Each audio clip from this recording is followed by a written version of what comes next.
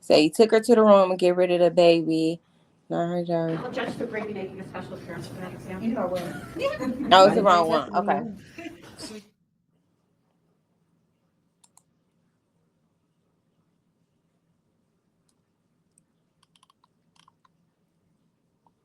Dang, it's a lot of them that says that. I just noticed that. Let's try this one.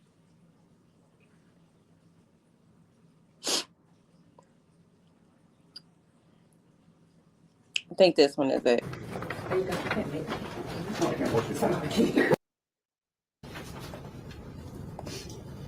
And then we go back to his motive, was told by Naziyah that she was pregnant, searched all of the home abortion procedures, and was going to go into the Wayne County Jail until December, which we just passed, of 2024. Judge, I submit to this court that the evidence that you have heard over the last 4 days proves not only that Naziyah Harris is currently deceased, but also that she was murdered by the defendant, who had plenty of motive to do so, had plenty of opportunity to do so, and he did that. And I will note that the defendant in this case, Jarvis Butts, does not get a break because he successfully hid her body. The evidence to a probable cause determination, which the question is she probably dead? And did the defendant probably do that? Both questions are answered with a yes, based on all of the evidence that you have seen. I would reserve any further argument for rebuttal. Thank you. Very good. Thank you, Judge. Sorry.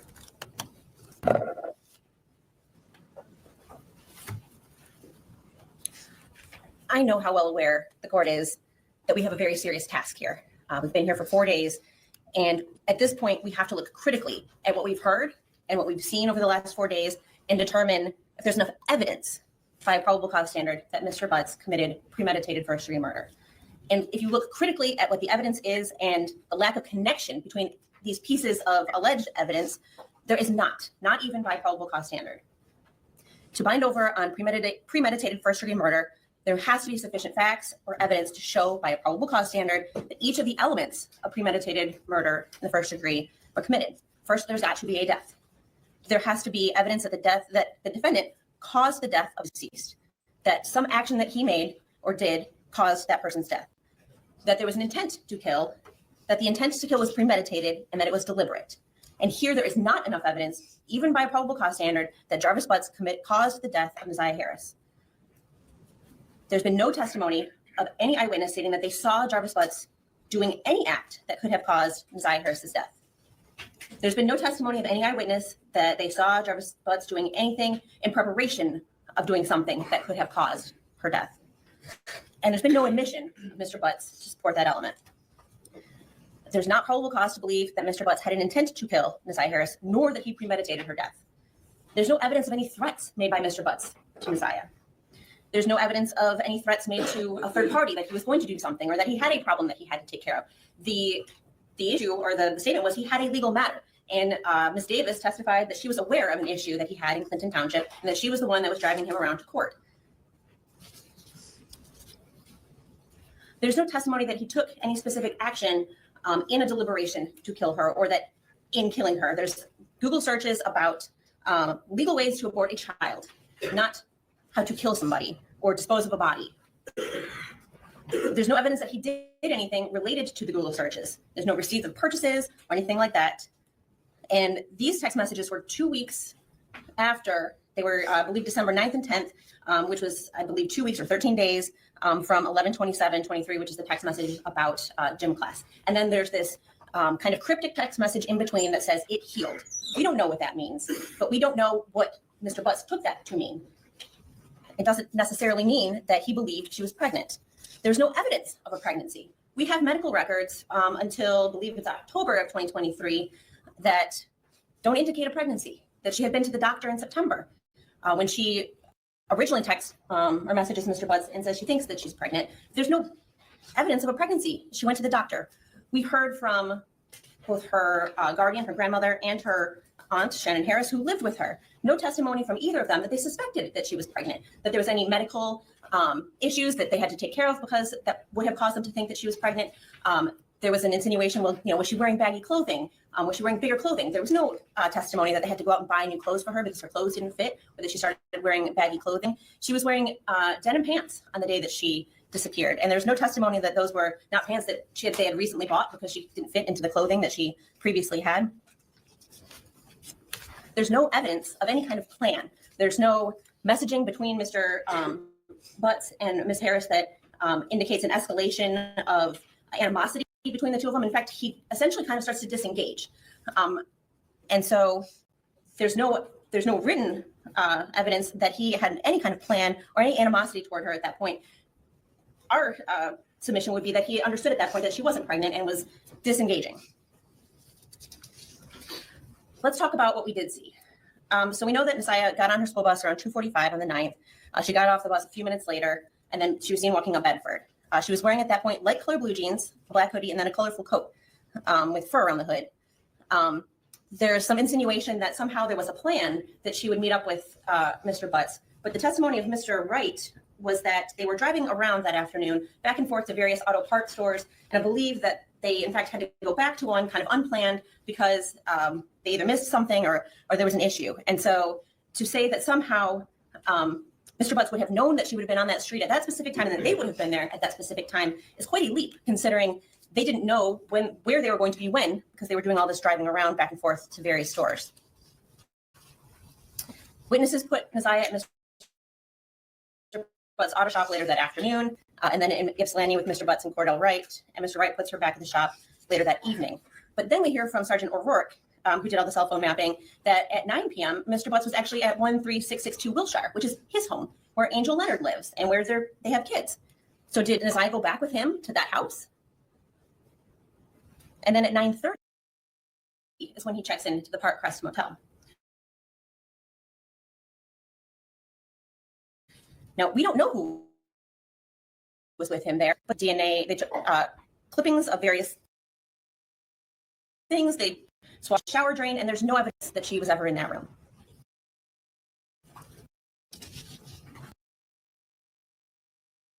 We did hear testimony that the Park Crest is a known place where Mr. Butts frequents and takes various lady friends for a rendezvous.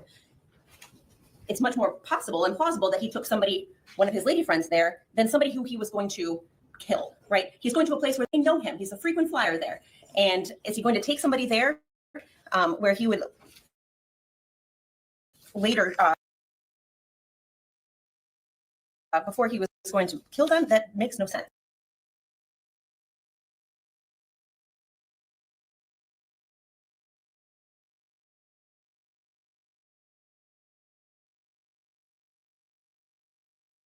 Logical.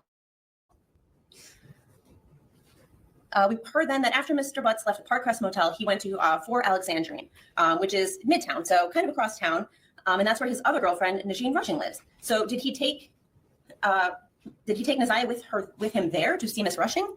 And he stays there for a while, I think, according to Sergeant O'Rourke's mapping. And then we hear that he is at 7 Mile and Berg on January the 10th at 11:40 p.m.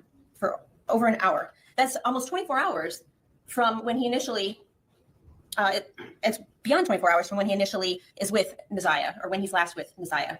And so it's illogical to think that he was driving around with Naziyah, visiting all of his girlfriends, or if he had done something to her previously, that she was in the car with him while he did that. And in fact, they took a cadaver dog around the car and didn't find anything. And they tested the vehicles, all of his vehicles, every car that he drove, for DNA, for any sign that Naziyah had been in there, and they found nothing. And the call to Miss Johnson asking her to wipe down the Sentra that she used, that he had borrowed, is kind of irrelevant because she testified that she didn't do it. That she did nothing based on what he called to say, and they still didn't, nothing was found.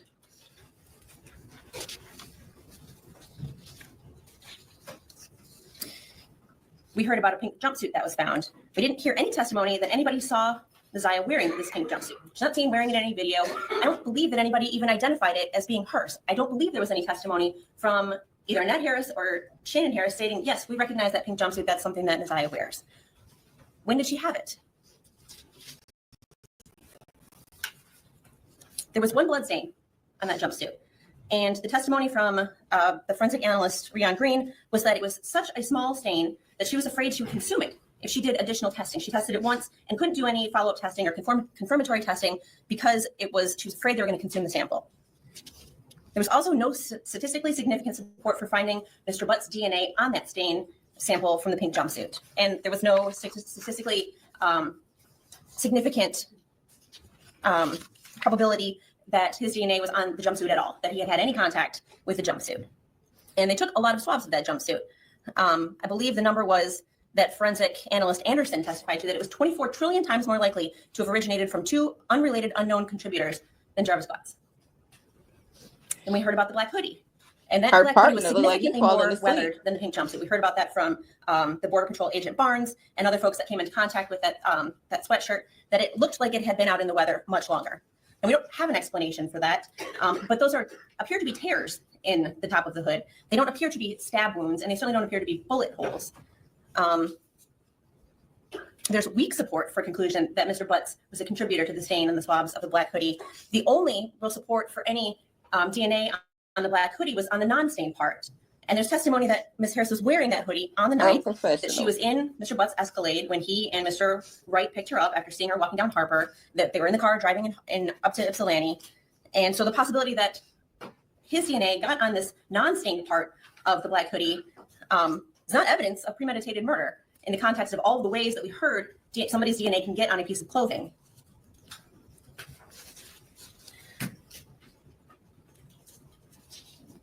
And I kind of talked about this, but we heard testimony that Mr. Butts drove both a Cadillac Escalade and a Nissan Sentra on January 9th and January 10th. There's a lot of pieces of those cars that were tested. Trunk carpet from various areas in both cars, the driver's floor mat, the driver's seat, the door handle, trunk speakers, the trunk frame. All of those things were swabbed for blood and nothing was found. We heard about a school ID card that belonged to Naziyah.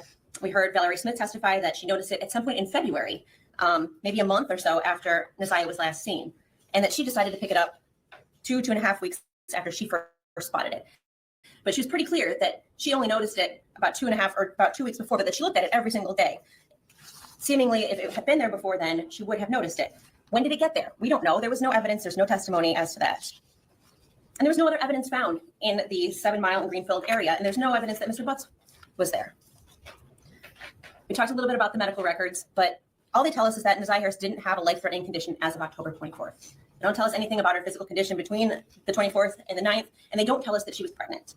They're just not relevant, except for the fact, I guess, that they don't tell us that she was pregnant, and she was there on September the 27th, according to her text messages.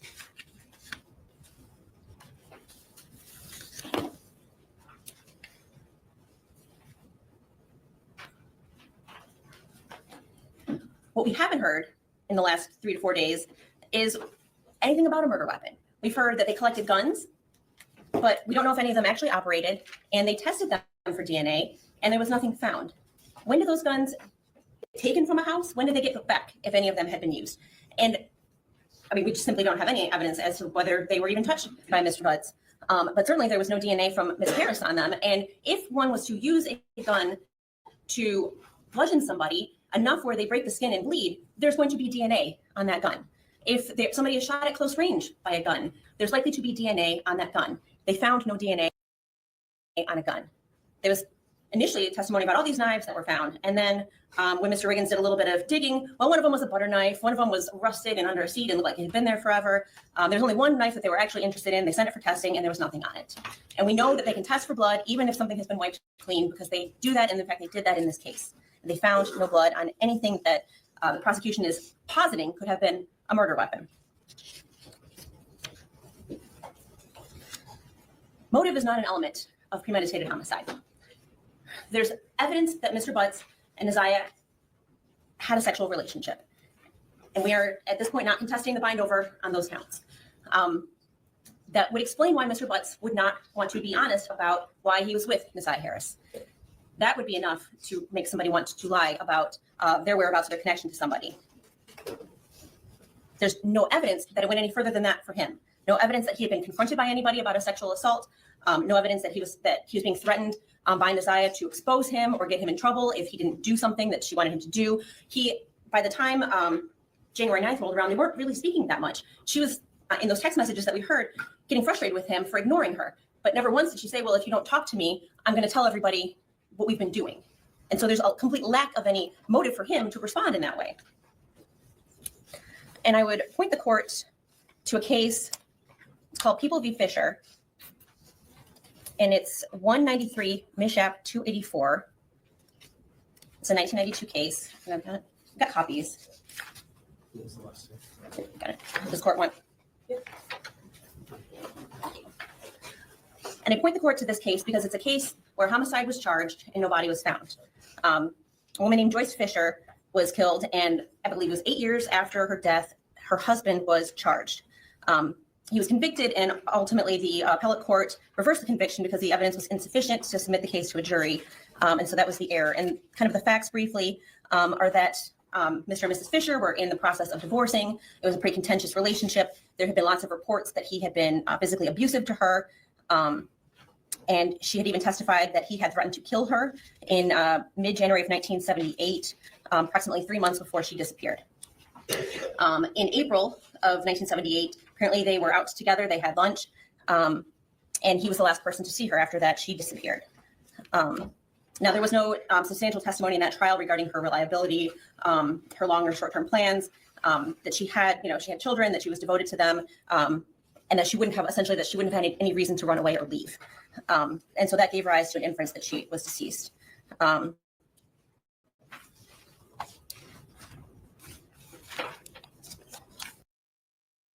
Yeah, let me try to find the forensics. You say, I know, that's why I just stopped it. Like 1978, they really trying to validate Jarvis' actions. Let me see. Because I looked up the one that you sent me and it directed me to the same one. So somebody sent it to me in my inbox. Somebody said they think they found Naziyah. Ciao. Oh, that's the same one. Ratchet TV.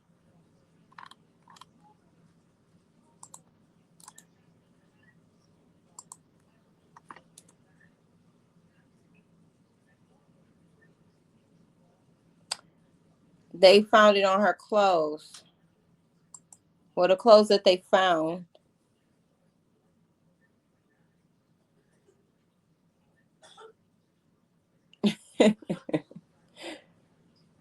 Yeah, let me see if I can find it.